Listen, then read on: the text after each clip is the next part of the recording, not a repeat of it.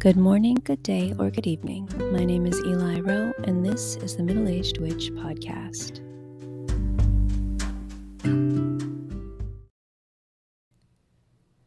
Hello, and thank you for joining me today. I am really excited to get into our discussion. In case you missed last week's episode, we spoke about the concept of the divine feminine, what it is, what it means to us, how we can try to embody this archetype in ways that will help to elevate us. And this week, we're going to talk about the divine masculine. And yes, it is a thing. And it's important to me that we give this concept the attention that it deserves. This is a witchcraft podcast. I am a lady witch, and therefore the topics that we tend to discuss here are, for better or for worse, generally female-centric. But nature demands balance, and I revere nature, and I just feel like we cannot properly understand or respect the divine feminine if we don't also endeavor to understand and revere the divine masculine. So today is the day. But first, I am going to read a letter that made my day. Hi Eli, my name is Redacted, and I am 73 years of age, and I live in South Wales, UK. I was gifted the Oracle of Heaven and Hell pack by a friend today and was curious about the sigils that appeared on the deck. I consulted and surfed the net via Google, and with supreme good fortune came upon your site. Well, what a most wonderful blessing I found it to be. I listened to your gratitude broadcast and quickly found myself freely and wondrously gushing forth the most fulsome praise and thanksgiving for all my blessings. My entire body felt truly electrified. I was also instantly blessed with having some great ideas, which I fully intend implementing and sharing with others, and this is all thanks to you, Eli. I shall definitely be tuning into your other broadcasts as I feel most confident of their worth and efficacy. With my heartfelt praise, thankfulness, blessings, and very best good wishes. This was such a beautiful message, and I deeply appreciate it. And I also perked up at the mention of that oracle deck. So I Googled it. The Oracle of Heaven and Hell, discovered that it is by Travis McHenry, who designed the Occult Oracle, which I love dearly, and I mentioned back in the Infernals episode, I think. And while the Occult Tarot deck uses images of infernals, also called demons, the Oracle of Heaven and Hell has a Kabbalistic angel with its corresponding demon on each card. And the purpose of this deck is to understand duality and balance and to represent opposition and dichotomy. And that's kind of what we're doing today. You know, we have explored the divine feminine, and now we are going to broaden our understanding of that by exploring the divine masculine. Now, the divine masculine, just as the divine feminine is, this is a spiritual concept, and it transcends gender boundaries, must be said. And it symbolizes a set of qualities that are traditionally associated with masculinity. But again, as we emphasized last week, anybody can embody these energies. We all embody all of these energies to some degree or another. But there are some key aspects when it comes to divine masculinity. And I want to go through a few of them. And the first is strength. Now, the divine masculine represents inner power and resilience. And then the second quality is action. The force of, purposeful movement and, taking initiative. And then there's rationality, which is to say, logical thinking and discernment. Now, this is not to imply that there is no room for rationality in the divine feminine. It's just that while the divine masculine tends to value cold, hard facts, the divine feminine is not afraid to consider the nuances of a situation and will assign weight to those nuances rather than just sticking to the whole cold hard facts. So we have to remember that neither of these, the divine feminine nor the divine masculine, neither of them is good and neither of them is bad. They both just are. With that said, next we have integrity, the upholding of moral principles. And then lastly, emotional endurance, which is simply, the ability to navigate emotions with stability, kind of keeping ourselves a little bit aloof from those emotions, not getting too bogged down in them, not getting too pulled under. And I know what we're all thinking, if only, right? Gosh, if that was the masculine ideal, what a world. But here's the thing. We have to remember that all of this is just an ideal. We don't see too many examples of people in the real world who actually manage to strike this balance. But that's the aspiration. So while I was looking at my sources on the divine masculine, I couldn't help but draw some parallels to the king's cards in tarot. So I want to go through the different kings and just sort of look at how they all embody different aspects of the divine masculine. Because at least for me, it was very helpful when I was really trying to understand and really work my way through this. So I'll start with the King of Swords. He embodies intellectual power and authority and thinking with clarity and acting with clarity. So when this card appears to us in a tarot reading, this is when we're in our power. We're ruling from a place of respect and conviction. And this also represents the ability to express ourselves with deep conviction and also kind of being able to sort of cut through the bullshit and just perceive the truth. Our minds are clear and they allow us to make well-researched decisions and stay fair in the way that we deal with others. Once again, we don't get clouded too much by our emotions when we are in our King of Swords power. Now, the King of Pentacles embodies wealth and success and material abundance, authority and stability and the ability to cultivate resources. The King of Pentacles is a faithful provider. He uses his ambition and his confidence to create wealth for himself and for others. This self-worth is not tied only to what they accumulate, but what they are able to share with others. The King of Pentacles energy is not selfish. It's very generous. The King of Pentacles has this magnanimous generosity of spirit. Now, the King of Wands embodies leadership and creativity and passion because the Wands is a fire sign. So the King of Wands is an energetic visionary. He's confident and strong, and he's optimistic. He's a leader. The King of Wands fearlessly takes control of life, and he's very motivating for others to do the same because he sets the example.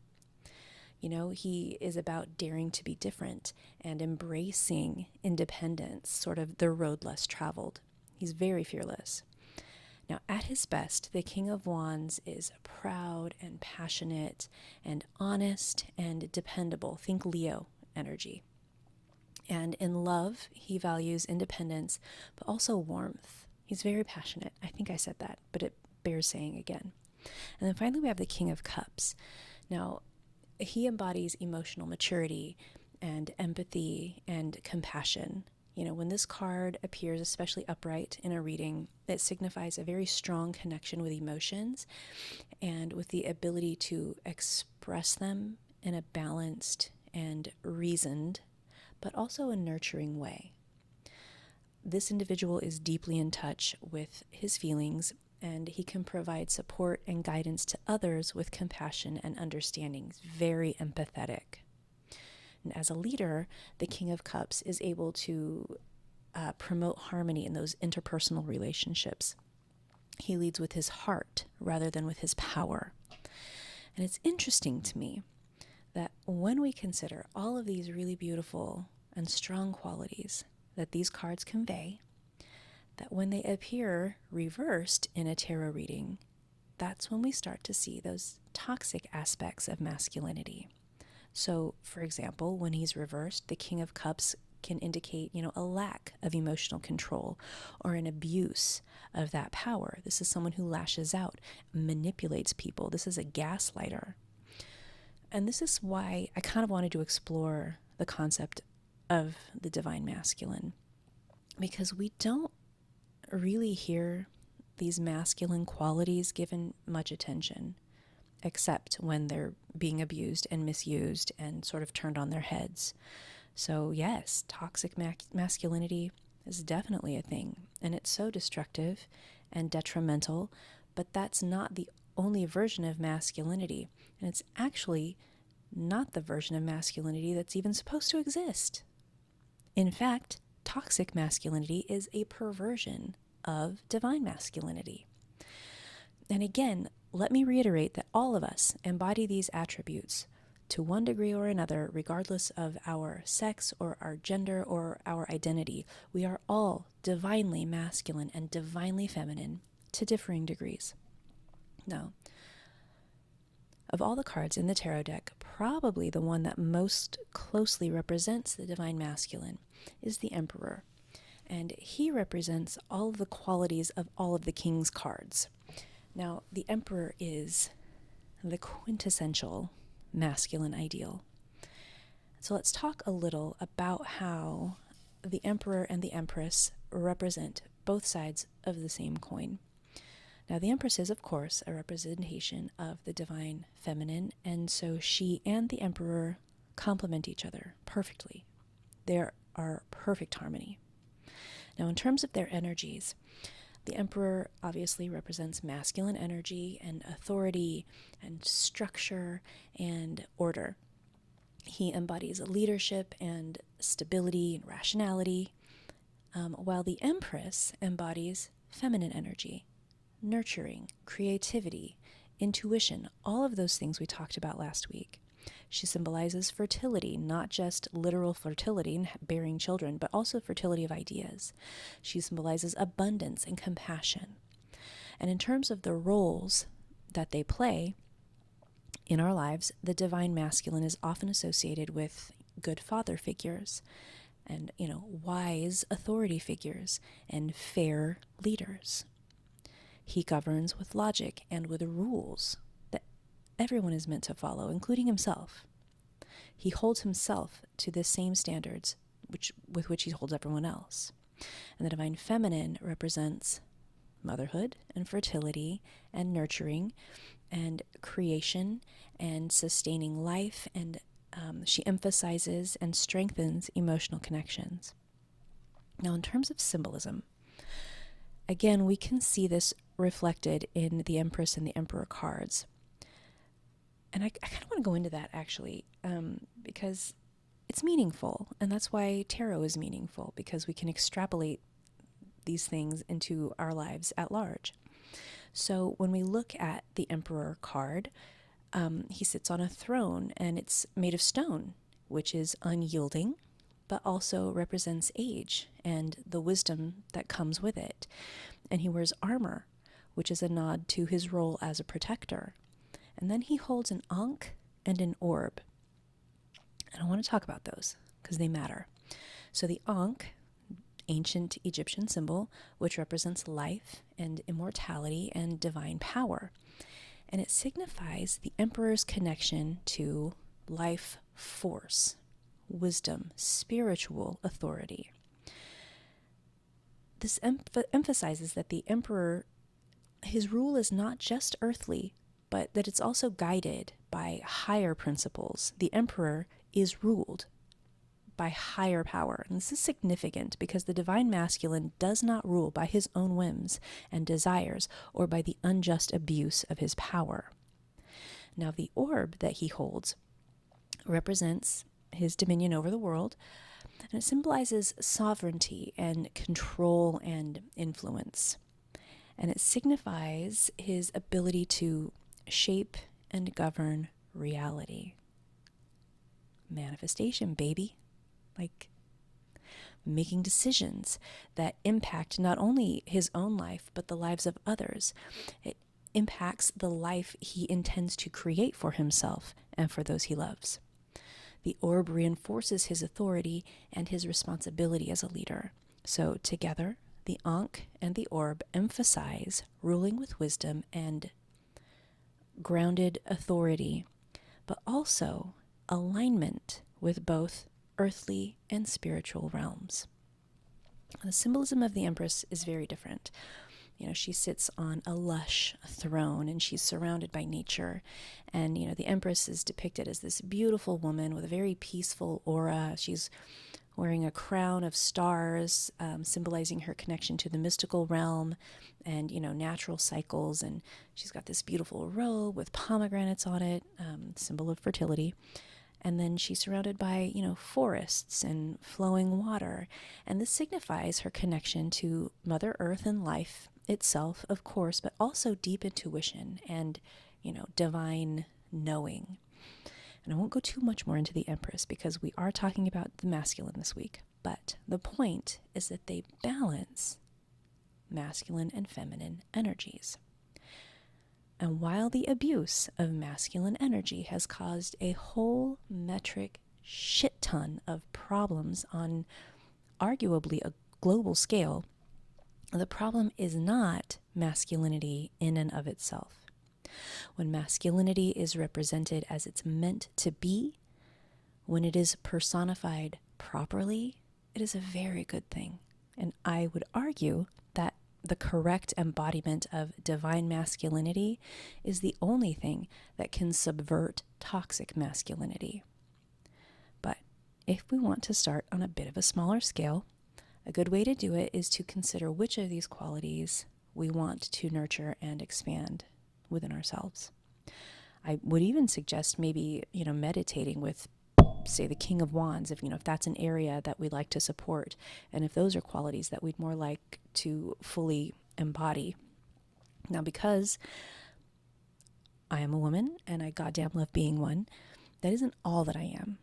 I am a blend of the divine feminine and the divine masculine, as we all are. All of us embody all of these traits. Some of these traits are very strong in our personalities, and some of these traits barely register, but that's the point. We have to do the work of understanding ourselves and recognizing our strengths and our shortcomings, and then we have to do the work of nourishing those attributes that we would like to reinforce. That's all I'm saying. And that's the divine masculine. It is not ugly or angry or abusive. It is the ideal. And we could really do with a lot more men who embody this archetype.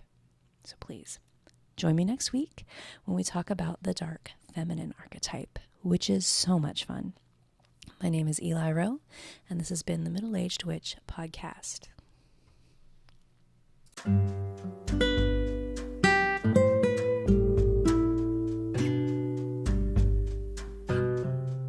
May our troubles be less and our blessings be more, and nothing but happiness come through our door.